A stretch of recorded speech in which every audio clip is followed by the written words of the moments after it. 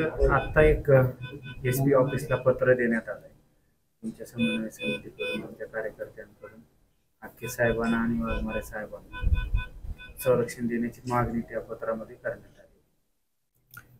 पत्र द्यायची वेळ खरं तर अशा गोष्टीवर येऊ नये, पण याच्याही पलीकडं कार्यकर्त्यांच्या भावना मी समजू शकतो.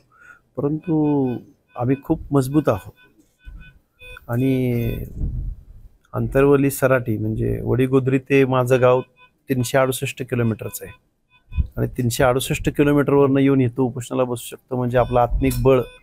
आपण कुणाच्याही भीतीला भीक सुद्धा घालत नाही आणि आपण कुणाला घाबरत पण नाही.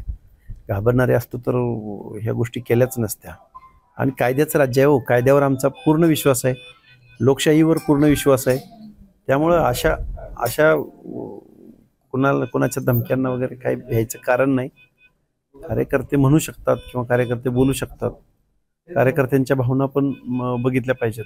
पण अशा गोष्टींची आम्ही मनानं खूप खंबीर आहोत, कणखर आहोत. अशा काही गोष्टीची गरज नाही वाटत. तुम्हाला धमकी दिल्याची सुद्धा फोन आलेच काही माहिती मिळते कार्यकर्त्यांना? मला कॉल खूप येत आहेत, पण मी अलीकडच्या ह्या उपोषणापासून अलीकडं तर मी कुणाला काही बोललेलो नाही किंवा कारण मी कॉलच रिसिव्ह केलेले नाहीत. पण पाठीमागं खूप झालेले आहेत. पाठीमागं ज्यावेळी मी मतं व्यक्त केली होती त्यावेळी मला खूप धमक्यांचे कॉल वगैरे, ते पोलीस स्टेशनला कंप्लेंट आहे. त्याच्या पुण्यामध्ये कात्रज भारतीय पोलीस चौकीला वगैरे कंप्लेंट आहेत सगळीकडे. त्यावेळी काय मला त्यावेळी मला पोलीस संरक्षण वगैरे मिळालेलं नाही महाराष्ट्र शासनाकडून. काय भूमिका असणार आहे? संरक्षण तुम्हाला हवंय का? शासनाचं ते खरं काम आहे, पोलीस डिपार्टमेंटचं ते काम आहे. त्याने ते अनालिसिस स्क्रुटिनी करून त्यांच्या पद्धतीने त्यांनी तो निर्णय घेतला पाहिजे.